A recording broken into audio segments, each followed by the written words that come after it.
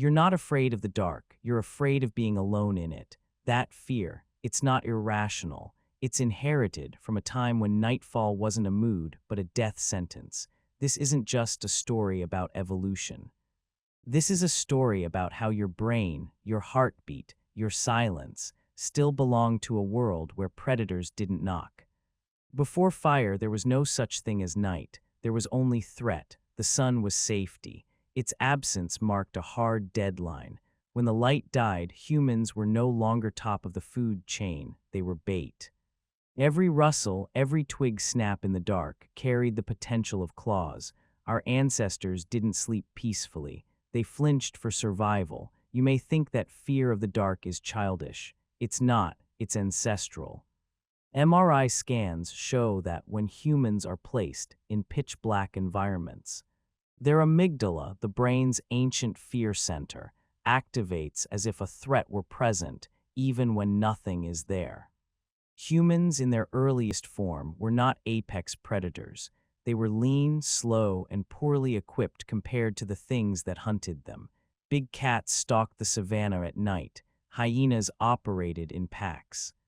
Giant constrictors wrapped around warmth. Our defense, hypervigilance. Our evolutionary strategy wasn't to dominate, it was to detect and escape.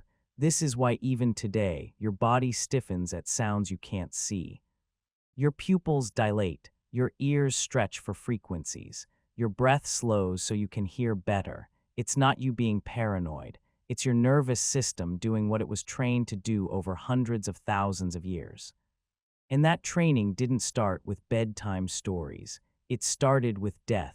Evidence from early hominin fossils shows bite marks from leopards and saber-toothed cats on skulls, suggesting they were prey as often as they were survivors. In a world before houses, locks, or boundaries, safety was an illusion measured by how well you could disappear. But there's more to it. Night didn't just bring danger. It also brought vulnerability in another form, isolation. Humans, unlike most mammals, are deeply social. A lone individual was a target, not a hunter. That's why modern humans still experience rejection as pain, literally. Social pain lights up the same regions of the brain as physical injury.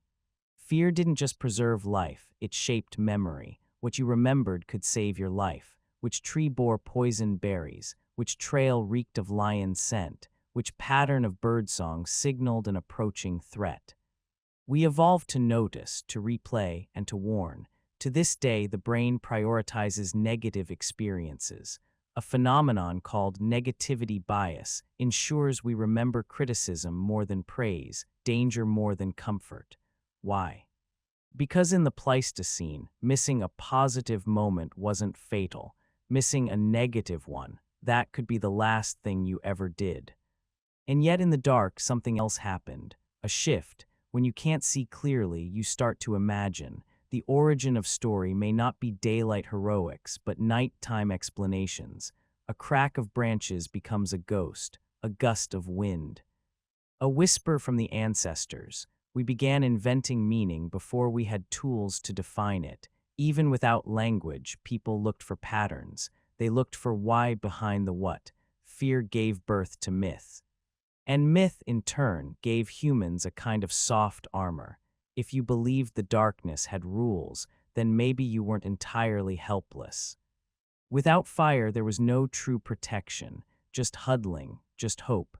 The human body is poorly insulated. Without heat, a night in colder climates could be deadly. Yet the first sparks of fire were still tens of thousands of years away. So what did people do? They took turns staying awake. They clustered tight. They slept in shifts. And they developed what scientists now call unihemispheric sleep, a state where one half of the brain remains semi-alert while the other rests. While this is fully observed in birds and aquatic mammals, there's growing evidence humans, especially in new environments, still do this. That's why the first night in a hotel always feels like crap. But fear also built relationships. Groups didn't just form because of common interest. They formed because fear demanded numbers, safety in size, safety in signals, safety in eyes watching from every angle. This early bond became the seed of cooperation. The idea that someone might protect you in the night meant you better remember who they were come morning. We're not descended from the strongest. We're descended from the most socially attentive. That's why today someone ignoring your message can feel like a threat. Why your heart rate jumps when you're excluded. You're not being dramatic. You're just 98, 8% chimpanzee and 100% X-back animal. Humans eventually learned to shape stone, to use bone, to trap, but long before that they had fear as their oldest tool.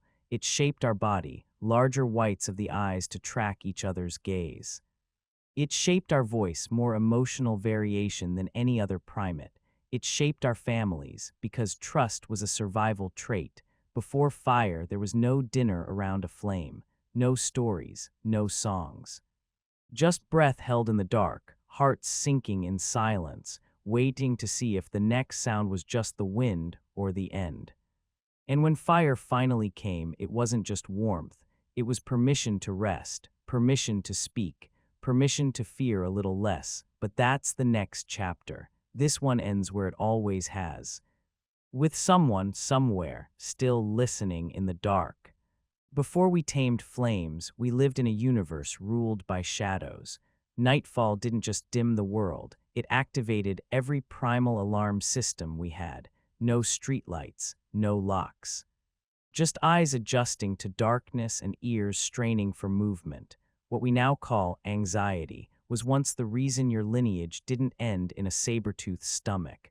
The earliest humans weren't brave, they were nervous, and that wasn't a flaw. It was the software update that got us through the Pleistocene. Stillness wasn't peaceful, it was suspicious. A quiet forest, something's wrong. Birds don't just stop singing for fun. Evolution taught us this through the brutally efficient method of trial and death. Researchers at the University of Wisconsin found that human brains are hardwired to fear ambiguity more than visible threats. You'll feel more anxious walking into an empty, silent house than hearing a known danger approach. The unknown, the maybe, was deadlier than certainty. Our amygdala hasn't had a software patch since mammoths roamed. It still fires up when we hear a twig snap or feel watched in an empty room. That flinch you feel on an empty street at night, that's 100,000 years of survivors whispering, "Don't relax yet." Even social behavior evolved from survival mechanics. Reading micro-expressions wasn't a party trick, it was a way to avoid betrayal. A blink too long, a muscle twitch, a hand that didn't quite relax. These were signals before language. And those who missed them didn't live long enough to pass on their genes. Harvard studies show we can detect subtle facial changes in as little as 40 milliseconds. And if you're wondering why humans hate sleeping alone, well, that's because doing so used to get you killed. Prehistoric camps were organized like tactical defense units. The weakest, children, elders, new mothers, slept in the middle. The outer ring, that's where the most alert lay, half asleep with a spear in hand. Group cuddling was less about bonding and more about making sure nobody got eaten. The myth of the lone survivor is just that, a myth. One human alone was about as viable as a houseplant in a blizzard. Real survival depended on synchrony, moving together, thinking together. A study from Princeton found that synchronized emotions literally align neural activity between people. That feeling of clicking with someone. Back then, it was more than social, it was survival insurance. Even the way we remember things comes from this world. Movement-based memory, repetition. Mimicry imitation was the first education system. You didn't get a syllabus. You got to live another day if you didn't screw up. And above all, fear wasn't a weakness. It was the first mentor. It told you when not to eat the berries, when not to trust that oddly quiet animal, when to run before you even knew what you saw. Modern humans treat fear like a bug. Our ancestors treated it like a warning bell. They didn't worship fear, but they listened. and that's why we're still here. Nobody really talks about it, but fire was humanity's first real superpower. Before fire, the dark was just dark. You couldn't negotiate with it. You couldn't outrun it. You could only hope it didn't swallow your camp before dawn. But then someone, probably by accident, tamed a spark. Maybe it was lightning, maybe a friction trick. Maybe they just stared at volcanic lava long enough to say, "Hey, let's take some of that home." Whatever the origin story. Once fire entered the picture, the entire human story changed chapters, because fire didn't just cook meat, it cooked fear. Think about what that meant. Predators stayed away, mosquitoes fled. Food stopped killing you with bacteria, calories multiplied, but even more than that, fire reshaped time. It carved out hours that didn't exist before. Before fire, night was something to endure. After fire, night became social. Anthropologist Polly Wiesner studied modern hunter-gatherer tribes like the Jew/Honsi and found that nighttime fire gatherings doubled the amount of social bonding and storytelling. Around the flames, people didn't just exchange facts, they exchanged identity. Language itself probably took a quantum leap because of fire. Why? Because fire made us stay put. It forced proximity. With fewer immediate threats, our brains could afford complexity. We didn't need to scan for eyes in the bush every second, so we started trading memories, then myths, then metaphors. And let's not forget what fire did for our biology. The cooking hypothesis, made famous by primatologist Richard Wrangham, suggests that cooking allowed our guts to shrink and brains to expand. Raw food takes hours to chew and even longer to digest. Fire gave us more nutrients in less time, freeing up energy to think, strategize, and gossip. Yes, gossip. One of the main theories about language is that it evolved to manage social alliances and rivalries. Who did what, who mated with whom, who lied about the food stash. And let's be honest, the fire pit was prehistoric Twitter. Even our sleep changed. Fire introduced the concept of segmented sleep, shorter cycles broken by waking intervals. These were the hours when ideas emerged, when dreams could be spoken aloud, when ancestors became part of the night's memory bank. Fire also introduced the luxury of reflection. Before flames, you didn't get to ponder your mistakes. You were too busy avoiding becoming someone else's dinner. But firelight gave us pause. Literally, we could sit and think. That pause, that moment between reaction and intention, may have birthed what we now call consciousness. Humor, too, likely flourished in firelight. Laughter is disarming. It's how social animals build trust and diffuse tension. And after a long day outrunning death and chasing antelope, what better than to laugh about how Jor stepped in mammoth dung again? And yes, fire required responsibility. You couldn't just set it and forget it. Someone had to watch the flames, feed them, protect them. Fire introduced duty. It was the first technology that could punish you for forgetting it existed. But fire didn't only create civilization, it demanded it. It asked us to sit together, to trade silence for story, to protect something fragile so we could grow stronger. So if you've ever stared at a campfire and felt strangely nostalgic, that's not an illusion. That's 400,000 years of memory encoded in your bones, telling you you belong here. But fire didn't just protect us, it changed how we viewed each other. For the first time, people could look into each other's faces at night. That may sound trivial, but evolutionarily, it's massive. Eye contact in dim light fosters intimacy, trust, and emotional calibration. We weren't just surviving together, we were synchronizing. But fire didn't just protect us, it changed how we viewed each other. For the first time, people could look into each other's faces at night. That may sound trivial, but evolutionarily, it's massive. Eye contact in dim light fosters intimacy, trust, and emotional calibration. We weren't just surviving together, we were synchronizing. And what we did around fire wasn't always epic. Much of it was mundane, picking at food, scratching bug bites, teasing the guy who missed a spear throw that morning. But from that ordinariness emerged something extraordinary. The first culture. Culture doesn't require temples or kings. It starts when people agree, even wordlessly, on how to be human together. Fire became the stage where that rehearsal played out night after night. It's also where emotions became legible. Think about it. Without firelight, sadness hides. Fear blends into the dark. But with even a flicker, a trembling hand, or a downturned gaze becomes visible. The group doesn't just survive, they respond. And that responsiveness becomes compassion. Some anthropologists even argue that the concept of mourning evolved by fire. It's where people told stories of those who didn't return. Where grief wasn't just personal, but shared. The dead didn't disappear. They were remembered in flickering shadows and retold jokes. In this way, fire became the original memorial. Then there's music. Around fire, rhythm emerges. Clapping, stomping, the hollow echo of a log.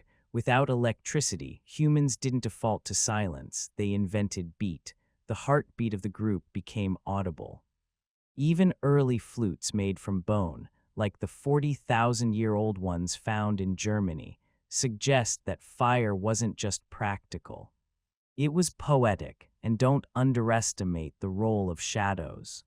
Firelight doesn't just reveal, it distorts. Shadows stretch and twist, and that distortion birthed imagination.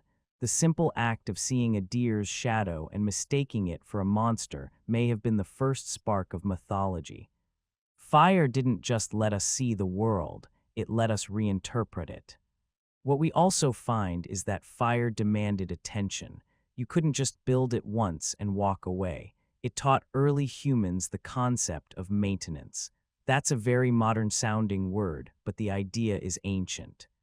You learn to keep something alive by staying close, by checking in, by anticipating its needs. That's not just about fire. That's about relationships, too. By the way, the earliest fire pits we found are almost 1 million years old, like the ones at Wonderwork Cave in South Africa. That means for hundreds of thousands of years, fire wasn't just something we used. It was a member of the tribe. And let's talk about leadership. Around a fire, hierarchy softened. The strongest hunter didn't always dominate the conversation. The one with the best memory, the funniest story, or the wisest observation could carry the room. This shifted the idea of power from brawn to narrative, from dominance to influence.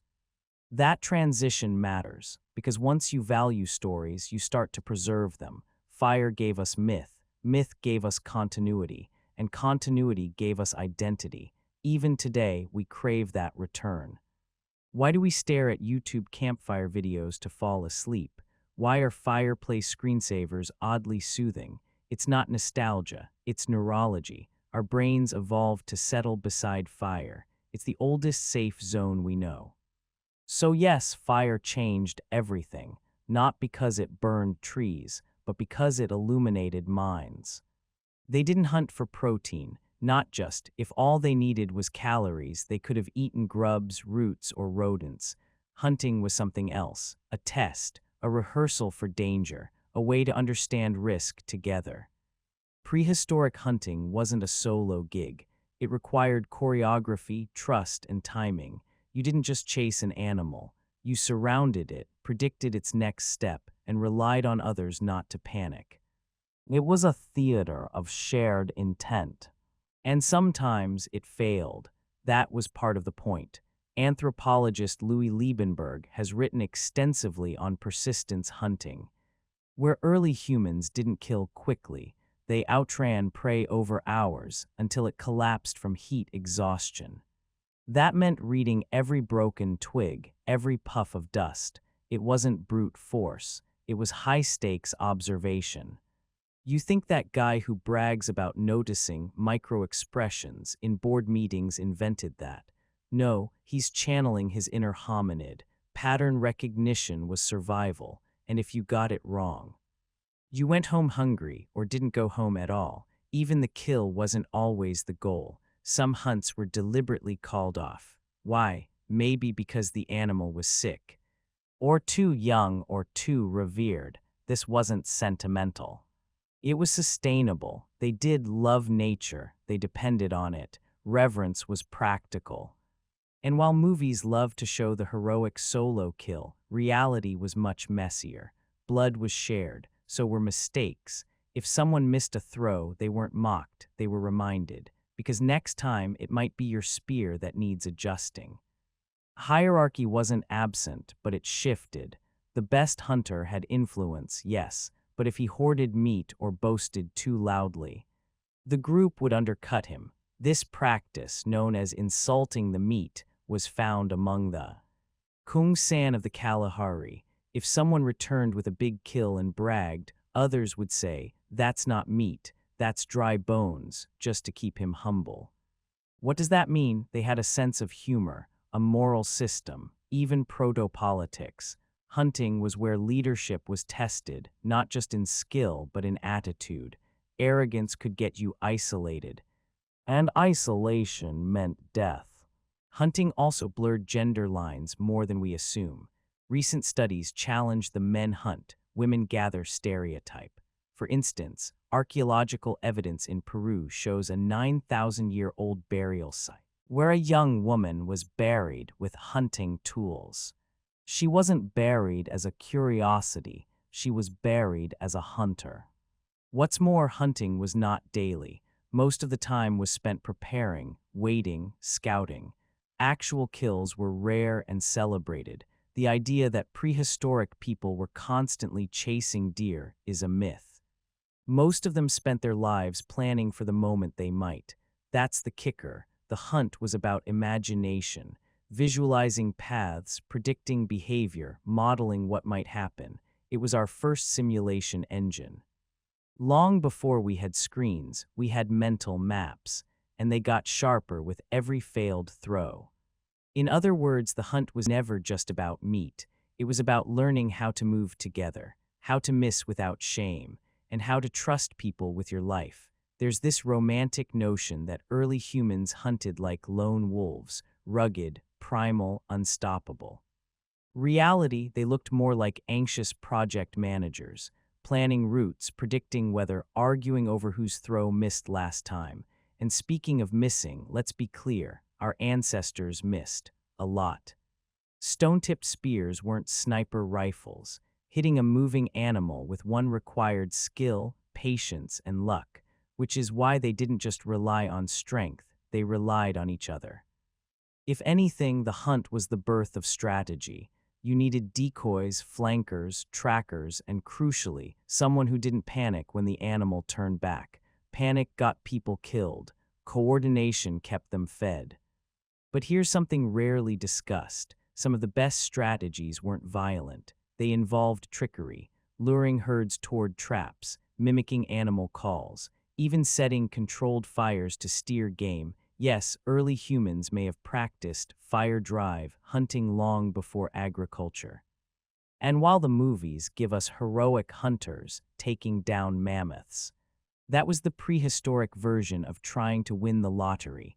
Most hunts were for smaller prey, boars, antelope, birds, and sometimes lizards. Hey, calories are calories.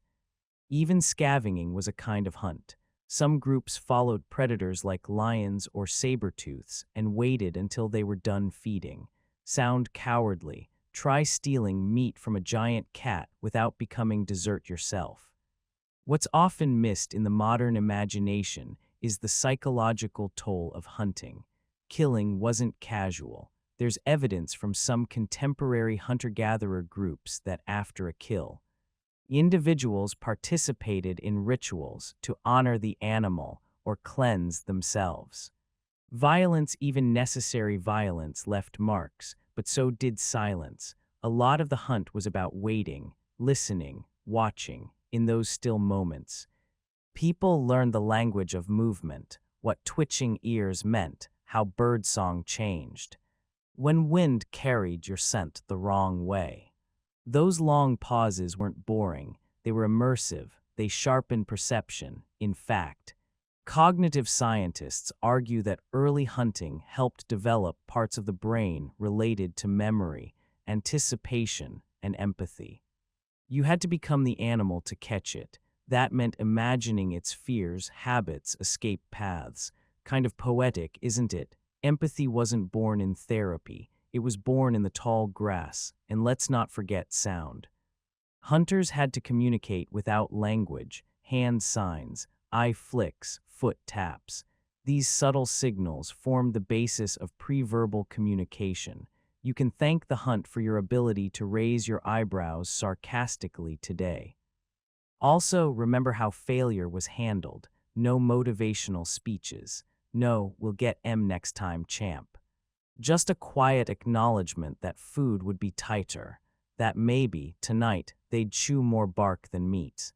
No one blamed the spear. They adjusted the arm, and yet they kept trying, every morning, because the risk was worth it. Every successful hunt fed the group, boosted morale, and reaffirmed the invisible web of trust that held them together. So what did the hunt really teach? Not just how to kill, but how to listen. Not just how to chase, but how to wait. And not just how to lead, but when to step aside. Hunting was our first multiplayer game. Our first seminar in psychology. Our first lesson in humility. And it left a mark so deep that even now, tens of thousands of years later, a sudden rustle in the bushes still makes your heart jump. You don't just remember the hunt, you are the memory. Before the wheel, before the spear, before the fire pit was even warm, there was birth. And with it, blood, breath, and a screaming reminder that survival didn't begin with the hunt. It began with getting someone into the world alive. While the men might leave at dawn to chase a beast they may or may not catch, the women stayed behind with an unbroken record of catching babies that did not wait for perfect conditions. Breech birth, no forceps, fever. No antibiotics, the only equipment, hands, heat, herbs, and hope. These early caretakers weren't just midwives, they were memory keepers. Not of names or dates, but of patterns. Which plant cooled a fever, which bark soothed a cough. Which root could end pain without ending breaths. Their pharmacy was the forest, and their education was trial by fire or childbirth. Healing back then didn't happen in white coats. It happened with a glance at a wound and a quiet hum of thought. When someone limped back from a hunt with a leg swelling like overripe fruit, the one who knew how to drain infection wasn't just helpful, they were sacred. The camp moved with different rhythms depending on who hurt. A child's broken wrist could pause an afternoon. A woman's late pregnancy might slow the entire pace of the day. In these moments, decisions weren't made through vote or force, but through recognition. Who knew what to do? Power didn't always come with volume. In many bands, the most listened-to voice didn't shout. It whispered, gave you something bitter to chew, or pulled a splinter from your spine without waiting for thanks.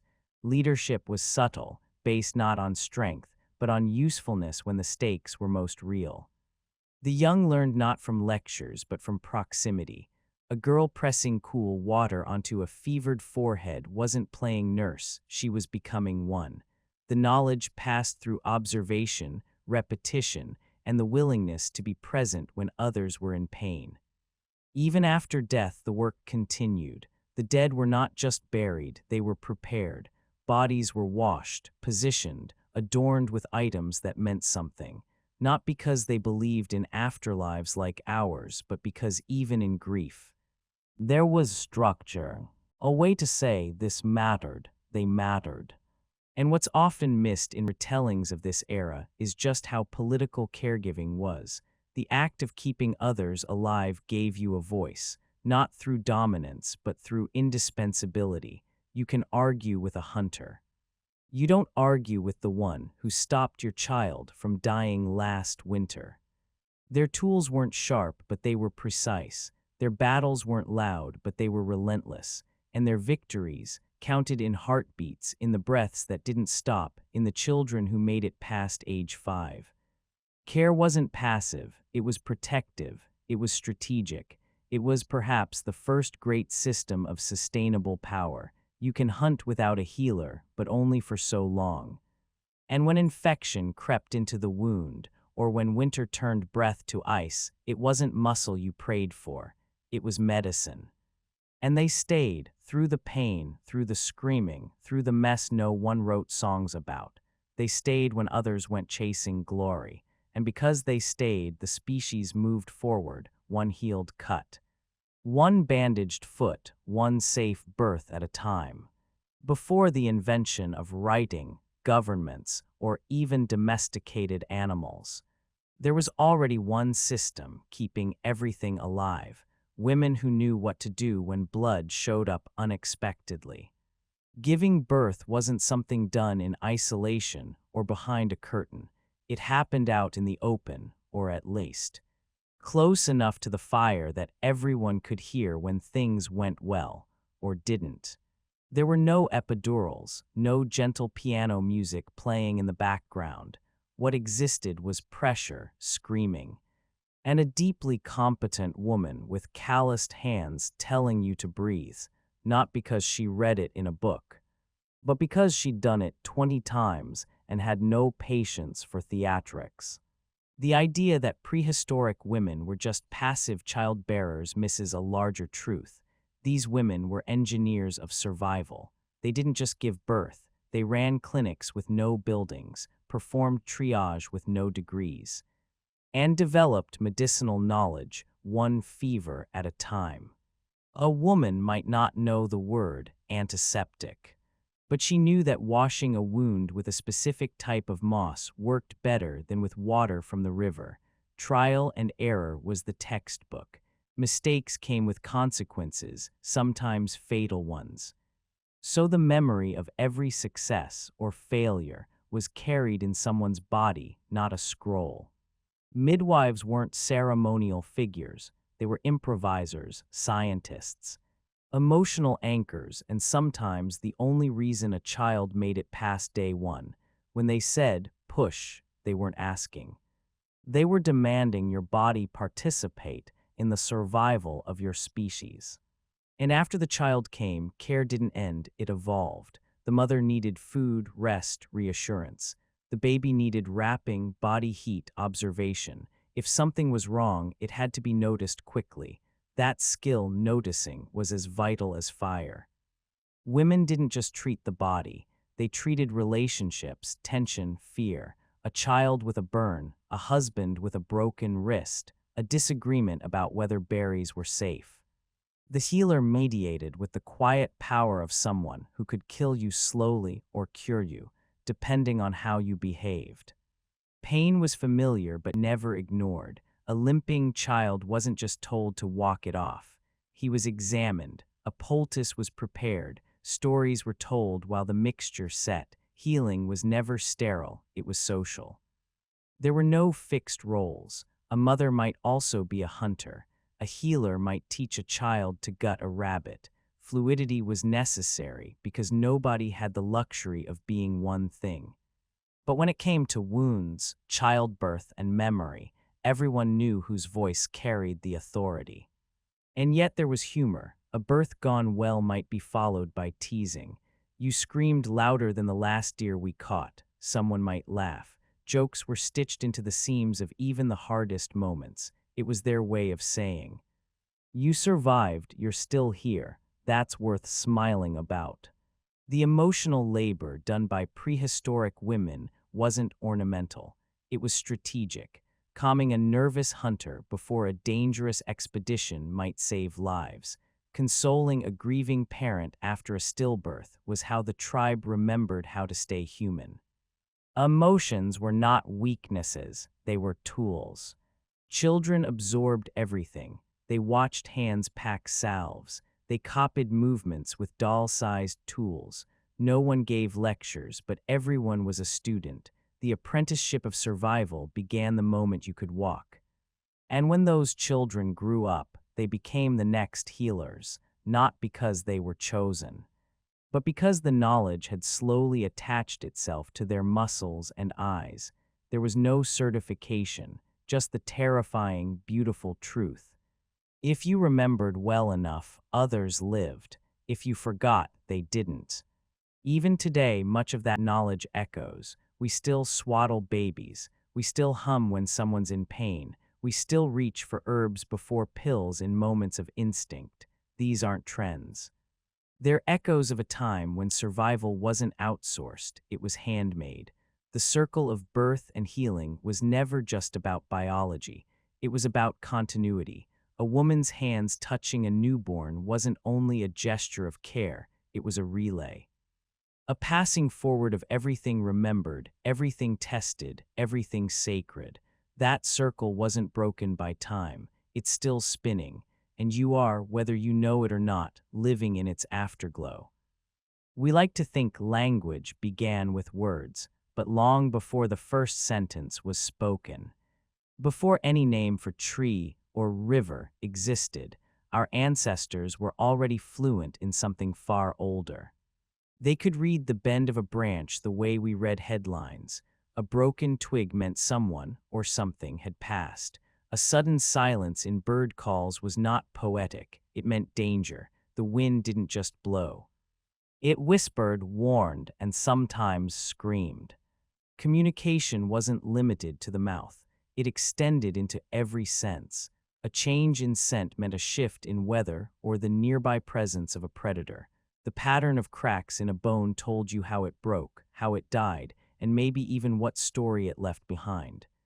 If we're being honest, most modern humans couldn't interpret a mud print unless it spelled out "hi" in perfect Helvetica. But the people of prehistory, they could identify an animal by its footprint, tell if it was running or limping, alone or with offspring. This wasn't magic, it was deep attention, the kind you can't fake with a weekend wilderness retreat. It was the result of constant, full-body listening, not listening with ears, but with skin, with breath. With the hairs on the back of the neck. Even rivers spoke. The pitch of rushing water meant different things depending on how high it ran. If the water laughed, it was safe. If it growled, something upstream had changed.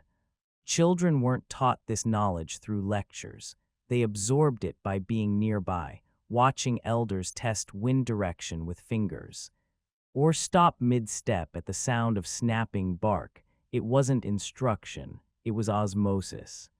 And like any good language, there were dialects. The savanna spoke differently than the rainforest. Ice had its own vocabulary. The groan of a shifting glacier meant more than an avalanche warning. It meant the world was changing, literally.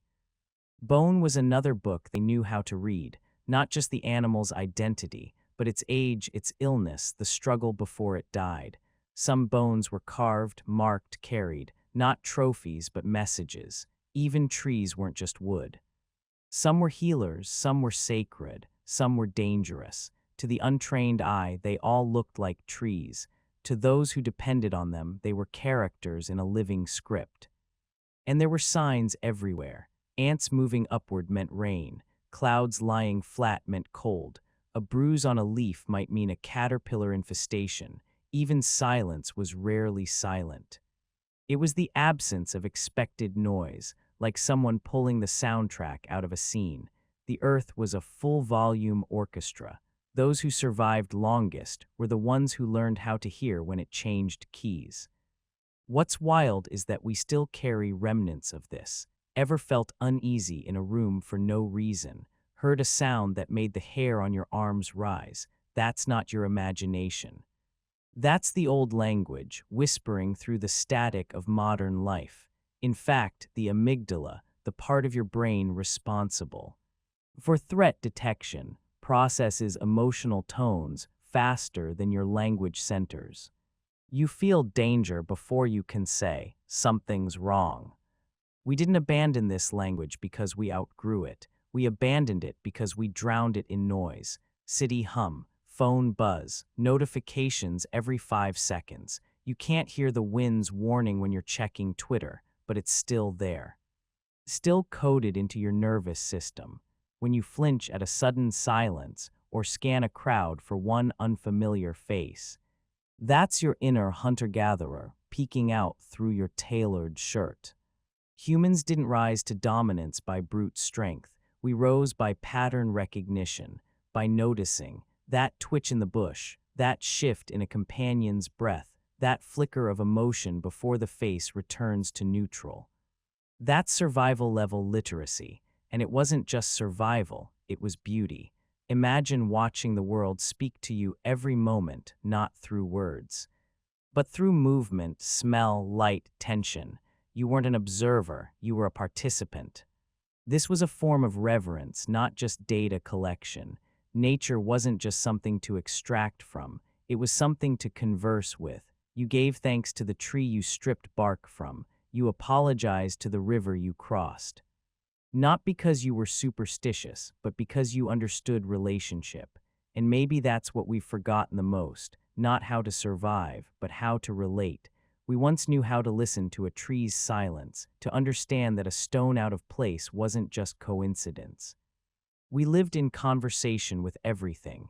We didn't ask, "Does this forest love me?" We asked, "Am I listening well enough to know when I've been warned?" The language of trees, rivers, and bones wasn't poetic metaphor. It was daily life. And for those who knew how to listen, it was always speaking. And maybe, just maybe, it still is. There were no alphabets in the forest. But meaning was everywhere. The crunch of leaves wasn't just noise, it was a signature. A broken twig tilted at an odd angle could mean a predator passed that way, or that a child had run ahead earlier. For those who paid attention, the ground itself became a sentence. Not everyone could read it fluently, but some could read it like a second skin. The old man with the bent back didn't walk fast, but he always noticed the subtle shift of stones. He would pause, crouch, touch the dirt, and say nothing, but others began to slow down when he did. This wasn't mysticism. It was data collection by intuition. When your survival depends on noticing one misplaced feather or a sudden absence of birdsong, you begin to understand just how loud silence can be. A single missing sound could be more alarming than 1,000 warnings. Language in the modern sense assumes that meaning begins when a mouth opens, but for our ancestors, it began the moment the wind shifted. A gust from the east, it might mean the scent of your campfire is blowing toward the wolves. A thin stream that runs cloudy, it might mean a dead animal upstream. These weren't guesses, they were conclusions drawn from hundreds of silent lessons. Not every lesson was grim. The rhythm of dripping water inside a cave could help map its shape. The migration of bees told you where to find flowers, which told you where to find roots, which told you where the animals would be tomorrow. And if you knew how to whistle in just the right pitch, the birds wouldn't scatter. They'd stay, signaling it was still safe.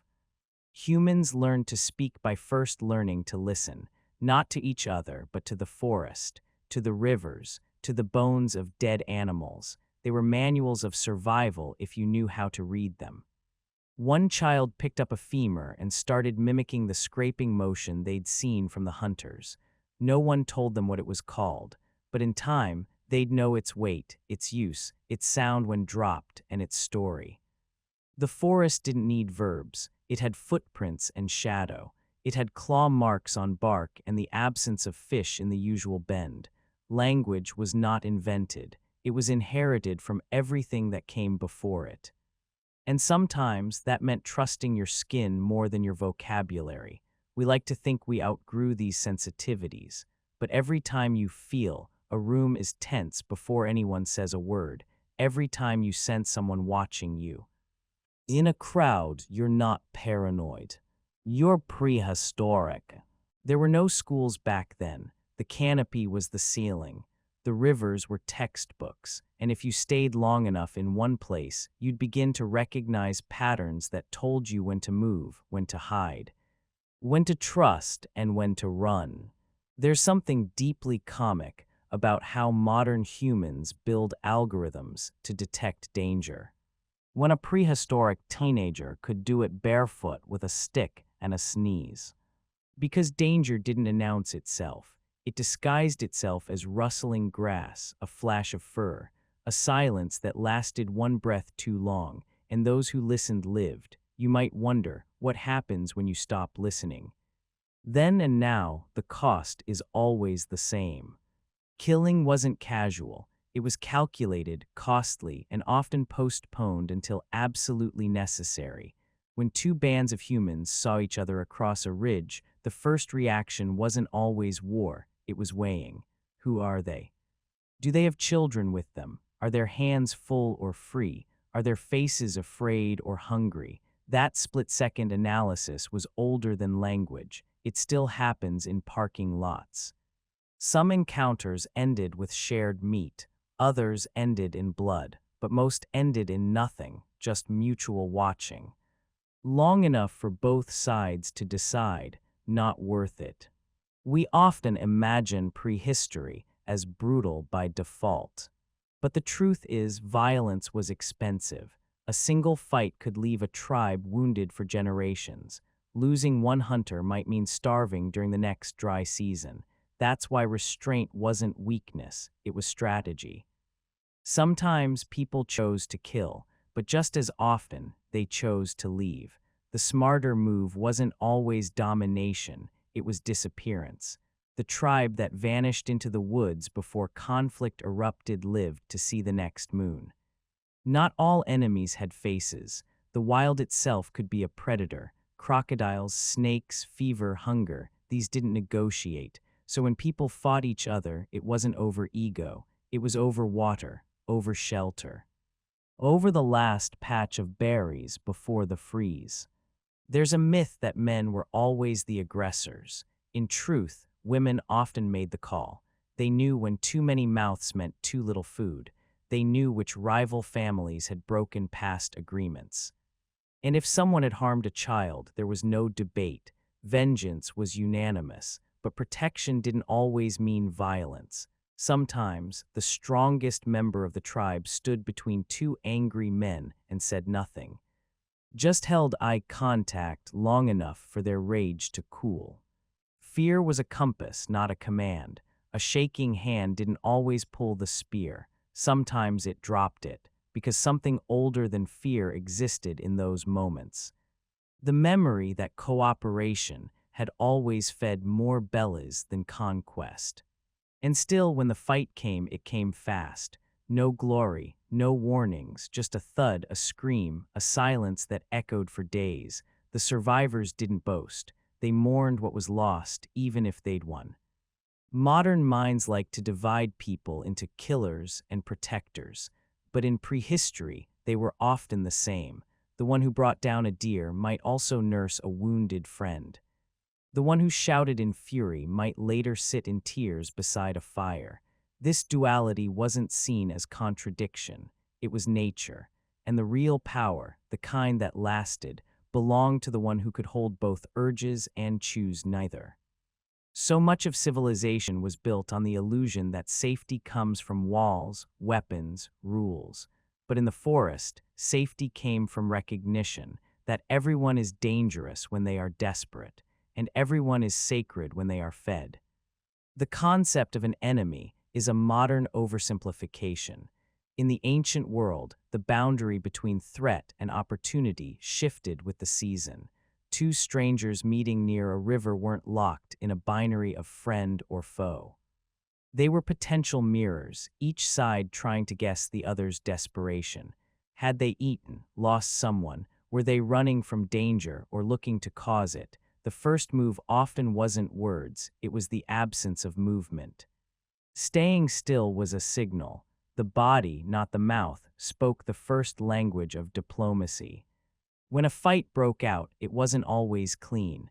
There were no uniforms, no clear sides. Conflicts could erupt between cousins, between groups that had once traded meat and fire. And once it started, the goal wasn't conquest, it was to make it stop. Fights ended not with surrender, but with withdrawal. Whoever walked away was not always stronger, just more intact. The victors rarely looted. There was no thrill in taking what couldn't be carried or used. Power wasn't about hoarding, It was about securing the next 3 nights of sleep. Children watched all of this, not from behind walls, but from the edges of the group, their eyes wide, absorbing. They learned quickly that violence wasn't glory, it was gravity. Once begun, it pulled everyone in. They remembered who cried after striking, who hesitated, who didn't come back. That memory shaped how they would lead later, not through fear, but through discernment, knowing when to grip tightly and when to let go. Not all aggression looked like war. Sometimes it was the slow creep of taking more than one's share, of walking first to the kill, of drinking long before others. That kind of theft didn't draw blood, it drew distance. People stopped sharing space, stopped offering looks, and in a tribe, being ignored was almost as dangerous as being attacked. Over time, patterns emerged. The ones who sought conflict often died early. The ones who sought peace, real peace. Not passivity, were the ones who saw generations unfold. Peace wasn't the absence of threat, it was the presence of memory. The tribe remembered what pain cost, so they rationed it. When killing did happen, it echoed, not just in bodies, but in rhythm, sleep disturbed, routines shattered. Food less flavorful for days. Grief was not dramatic, it was silent. It was the pause before speaking, the long stare into ash. In rare cases, killing became ritual, a punishment, a boundary, a final measure. But even then, it wasn't public spectacle. There was no crowd to cheer, only witnesses, those who understood the cost and carried the memory forward. In some tribes, the killer had to live apart for a while, not as a punishment, but as a way to absorb what they had done. Blood had weight, even if it was spilled for survival. Today, we inherit both instincts. The one that says strike and the one that says wait. What keeps them in balance is the third instinct, to remember. That instinct doesn't belong to warriors, it belongs to humans. They didn't have notebooks, no chalkboards, no iPads, but they had children, and children were memory wrapped in skin, eyes wide open, with feet always moving toward something dangerous or sacred, often both. Memory wasn't something you sat down to study. It was something you caught, like a cold, like fire from a nearby spark. You watched, you touched, you bled a little, and suddenly it stayed with you. The child learned to track not because someone taught them, but because they saw what happened when a print went unnoticed. They saw hunger that night. They felt the silence around the fire. That silence became part of their brain. The stakes were real. You didn't get a second chance to kind of know which berries were poisonous. You learned once, or you didn't learn at all. That's why play was never just play. When they balanced on fallen logs, they were training their feet to cross rivers. When they threw sticks, they were testing angles and speed for future spears. When they chased each other through trees, they were learning how prey moves, unpredictable, fast, full of surprise. The line between game and lesson didn't exist. Every scraped knee was a page in their unwritten manual, every bruise a punctuation mark, and the elders didn't interrupt. They let the pain speak its own language. A child falls, cries. Gets up, an elder might say nothing, or maybe just, watch the roots next time. And that was enough.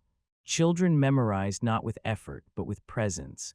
They lay beside the fire, pretending to sleep, listening as adults recounted the day. Not all stories were heroic. Many were about mistakes, a dropped flint, a missed signal. A night spent cold because someone forgot to cover the coals. These failures were passed down like heirlooms. Don't do what I did meant more than any formal warning. But memory wasn't just about survival. It was about who they were becoming. The stories they absorbed shaped the roles they reached for. A child who always watched the wounded being treated began gathering leaves on their own. Another who listened to tales of a skilled tracker started following beetles in the dust, pretending they were deer, and no one mocked them. Imitation wasn't cute, it was essential.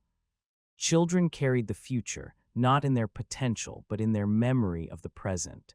The tribe didn't survive by forcing knowledge in. It survived by letting knowledge land, again and again, until it stayed. And when memory wasn't enough, they invented symbols. A line carved into bark, a pattern scratched into stone, not to decorate, but to anchor something fragile in place. A way to remind the future that someone had seen, someone had failed, someone had learned. We tend to think of ancient childhood as brutal. It was, but it was also precise. There was no room for drifting. No, maybe I'll figure it out later. The tribe couldn't afford that, and yet they didn't rush the child. Because learning that sticks isn't fast, it's deep. It burrows into the nervous system, not just the brain. The same child who once touched fire now flinches at heat without thinking. That's education, raw and real. And what's most haunting is this: you carry some of that memory, not in words, but in reflexes, your caution, your startle, your suspicion, your instinct to step around a broken branch or lean forward when someone whispers. These weren't taught last week, they were taught 10,000 years ago, and the student was someone very much like you. They didn't have schools, they didn't need them. A child learned by being dangerously close to the action, not behind a desk, but next to fire, blood, and hunger. Learning wasn't a subject, it was a reflex. You didn't study the wind. You listened for its change. You didn't memorize how to skin a rabbit. You bled with it until your hands remembered for you. Children in the tribe weren't kept away from pain. They were introduced to it like an old family friend, one you didn't have to like but needed to understand. A sprained ankle, a bee sting, a burned hand from reaching too close to the flame. These were lessons with teeth, but the tribe knew protecting a child from all discomfort meant betraying their future. Memory didn't live in words, it lived in patterns, in muscle, in timing. A boy didn't remember how to throw a spear. His body just did it, again and again, until missing wasn't an option. Repetition was religion. And like any religion, it came with rituals: the morning practice, the evening questions, the quiet correction when no one was watching. And games, oh, they played, but their games weren't idle. They weren't designed to have fun. They were sandboxes of survival. Tug-of-war taught strength and timing. Hide-and-seek taught stealth. Racing taught stamina. Every scraped knee carried the whisper: you're not just playing, you're preparing. Sometimes a child would mimic the adults too well. A 6-year-old pretending to set a trap only for it to actually catch something. The line between pretend and perform was thin, and the tribe celebrated that blur. You grew into your roles by imitating them, not perfectly, just persistently. What they remembered wasn't just how to survive, but how others had survived before them. They carried the grief of the woman who lost 2 sons to a flood, the caution of the man who once drank bad water and couldn't walk for days, the quiet resilience of the elder who never ran, even when everyone else did. These weren't bedtime stories. They were embedded codes. Memory wasn't entertainment, it was insurance. The most powerful memory tool, laughter. When someone made a foolish mistake, the tribe didn't scold, they joked. A misstep became a nickname. A clumsy fall became a ritual tease. Why? Because laughter makes things stick. The brain loves what it can smile at. Shame was too heavy. Humor was light and sharp. Children learned to remember what mattered: the rhythm of footfalls in a hunt, the silence before a storm, the difference between a snake's hiss and the wind in grass. These memories weren't facts, they were embodied. Stored not in language, but in limbs and breath. And perhaps most important, they remembered the feeling of being watched by others who cared, who noticed when they failed, who didn't look away, who said nothing but handed them the tool again and nodded once. They grew up not just remembering how to survive, but who had stood beside them while they learned. That's what made them dangerous, and that's what made them gentle. Nobody taught them dream interpretation, and yet somehow they understood when a dream wasn't just a dream. It might begin with silence at breakfast. A man wakes up, face pale, says nothing. Someone else notices he hasn't touched the dried meat. He finally mutters, "She was in the river again." Everyone knows what that means. Nobody laughs. In prehistoric tribes, dreams were not entertainment. They weren't dismissed as just the mind sorting things out. They were treated like weather, uncontrollable but observable. Sometimes a dream was a warning. Sometimes it was a memory in disguise, and sometimes it was a message from someone who wasn't supposed to be speaking anymore. The dead returned in dreams, so did lost animals, so did fears you didn't admit by daylight. A child who dreamed of falling would be held closer the next morning. A hunter who dreamed of fire might not go out that day. There wasn't a manual for this. There was only memory and the patterns people noticed over time. In many tribes today, and likely in those ancient ones, dreams weren't private property. If a dream felt important, it was shared. Around the fire, someone might say, "The bear stood on two legs. It didn't attack, just watched me." And the group would nod, replaying other bear dreams they'd heard, trying to connect the dots. Dreams weren't isolated, they were woven. And here's where it gets weirder. Many anthropologists and neuroscientists now believe dreams may have functioned as a type of social rehearsal. The amygdala, the part of the brain responsible for fear, is highly active during REM sleep. This may help explain why so many ancestral dreams centered on danger, betrayal, or injury. But the reaction wasn't, "Ignore it, it's just your brain." It was, "Pay attention, your soul is practicing." In some cultures, there was even the idea of dreamwalkers, those who could travel during sleep, gather information, even visit others in their dreams. Sound superstitious.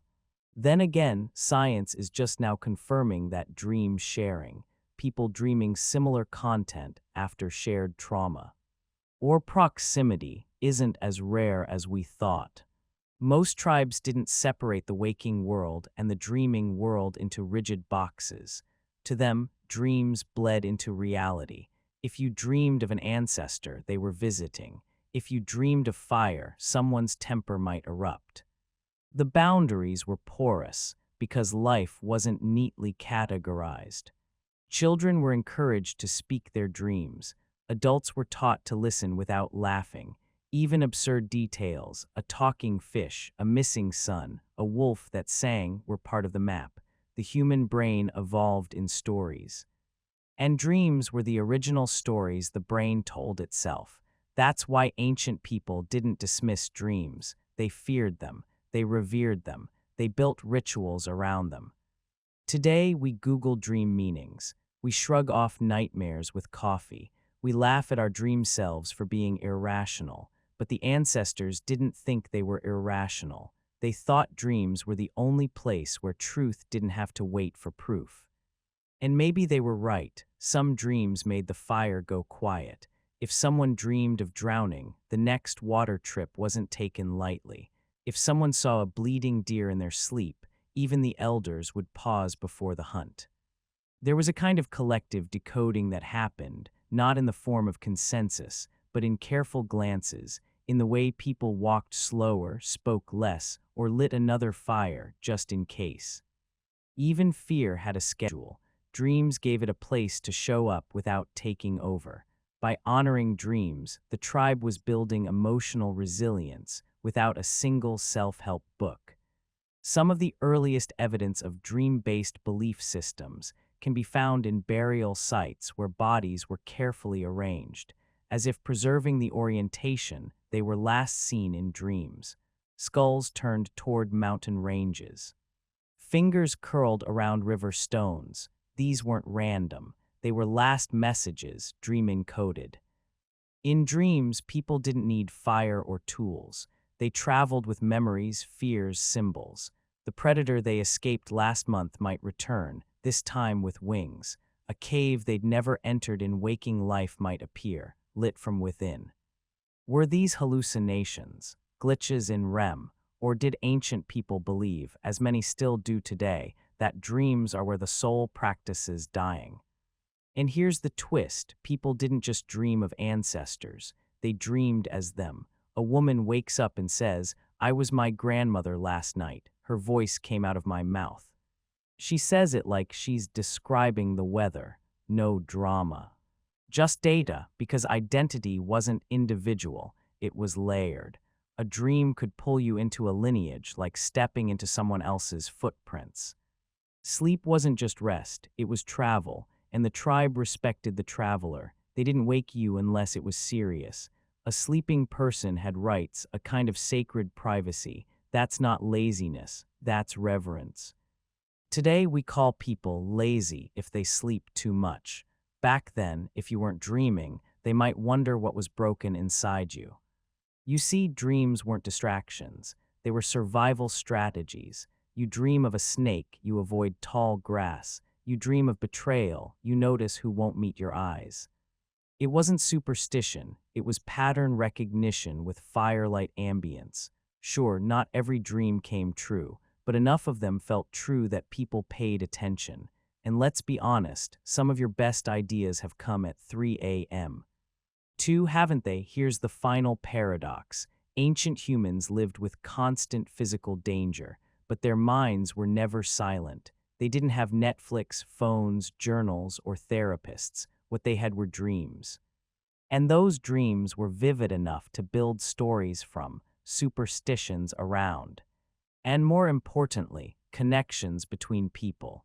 So while you may think we've come a long way with sleep apps and dream dictionaries, maybe our ancestors had something we've lost. They didn't try to control their dreams, they listened. You flinch when someone raises their voice, not because they're a threat, but because somewhere inside you, a part still lives in a time when that voice might have meant death. You hesitate to speak in a group, even when your idea is good, because long ago, the wrong sentence might have gotten you banished, or worse, eaten. We call it anxiety, they called it awareness. Evolution doesn't care if your office has air conditioning. It's running 300,000-year-old software. Your body is still wired to survive the forest, not the follow-up email. That's why your heart races before a performance, why rejection feels like physical pain, why a dirty look from a stranger can ruin your whole day. Your nervous system doesn't know it's 2025. It thinks you're still in the tribe and you're about to be kicked out. And here's the kicker: the threat of being excluded from the group was life-threatening. To be ignored, shamed, or abandoned wasn't a social inconvenience, it was a death sentence. So your brain learned to detect even the tiniest sign of rejection. It overreacts not because it's broken, but because it's ancient. You weren't designed to be happy, you were designed to belong. This explains a lot, doesn't it? Why you replay conversations, why you imagine what you should have said, why silence after you text someone makes your stomach drop. Your nervous system still believes every social cue is a potential survival cue. And that flinch you feel, it's not weakness, it's your ancestors whispering, "Watch out." Not because you're in danger, but because you're carrying a body that once was.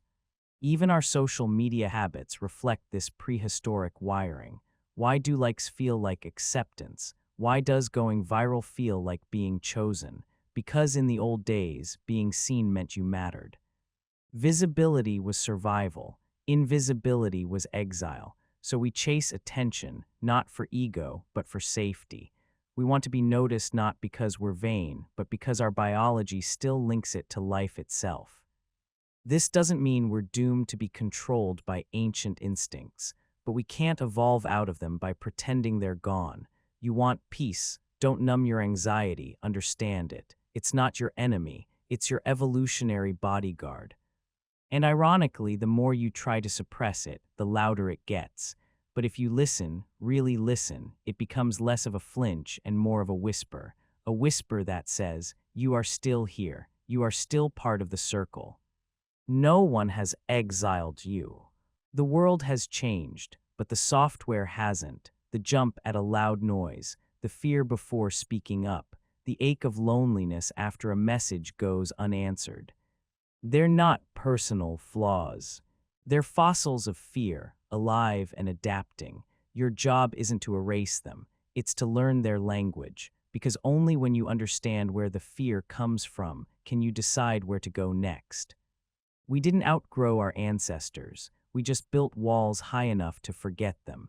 Modern civilization isn't a rejection of our roots, it's a giant, well-lit distraction. Fluorescent lights, food delivery, HR departments, all of it hums with the same message. You're not an animal anymore. But we are. We still sweat when we're scared, still freeze when we feel watched, still crave belonging like it's oxygen. Only now, we wear shoes and pretend we don't know why we're miserable. We praise rationality, logic, progress, but stress is still managed by cortisol, not spreadsheets. Love still begins with a glance, not a bio, and heartbreak, no app for that. You can live in a city of 10 million and still feel like the last human on Earth, because survival isn't just about food or shelter. It's about being seen, being held, being needed. But modern life has replaced tribe with timelines, elders with algorithms, initiation with onboarding. We now outsource ancient rituals to wellness influencers and call it healing. Our ancestors didn't forget the body, they listened to it. A fever wasn't a bug, it was a message. Grief wasn't a disorder, it was a doorway. Dreams weren't just static, they were spiritual mail. And now we sedate the signal. Ignore the messenger, label it all symptoms. But what if your anxiety isn't something to cure, but something to translate? What if your sadness isn't a failure, but an invitation? What if evolution didn't stop, it just got quiet? We keep thinking technology will save us. But maybe, just maybe, the real upgrade is remembering. Remembering how to pause, how to mourn, how to belong, and not because we want to live in the past, but because we're drowning in a present that thinks it has no roots. Here's the truth no one likes to say out loud. You don't need to go back to nature. You are nature. You don't need to burn your phone or abandon the city. You just need to stop pretending your nervous system was designed for conference calls and comment sections. Your body knows, your bones remember. They remember the fire, the stories, the silence between heartbeats. They remember what it means to be held by a group that sees you as more than a username. So no, you're not broken. You're just a very old soul trying to survive in a world that forgot how survival worked. And maybe, just maybe, what we call healing isn't about fixing ourselves at all. It's about turning around, looking into the dark, and finding that the path forward might just be the one we left behind. We've spent the last hour walking with ghosts, not the spooky kind, but the kind that live in your reflexes, in the way your heart skips when someone looks at you too long, in the way you tense when you hear footsteps behind you at night, in the way you long for silence and company at the same time. We like to think we're modern. Smartphones, online banking, frozen pizza, but underneath all of it, we're still built from firelight and survival, storytelling and sorrow, touch and terror and tribe. And maybe remembering that doesn't make us less modern. Maybe it makes us more whole. If this journey made you feel something, a question, a memory, even just a strange sense of recognition, consider leaving a like. If you want more stories like this, hit that subscribe button so the algorithm doesn't eat us alive. And please, if you disagreed with anything, if you have your own theory, a missing piece, a story passed down, drop it in the comments. This channel isn't about being right, it's about being curious. Everything you heard today was gathered from research, anthropology, psychology, and yes, a little bit of speculation. It's stitched together from books, studies, and the kind of questions that keep you awake at 3 a.m. I'm not a historian. I'm just someone who finds wonder in the minds of people who lived before names, before cities, before clocks. So thank you for spending this time here, out of all the places you could have been. You came back to the fire. See you in the next one.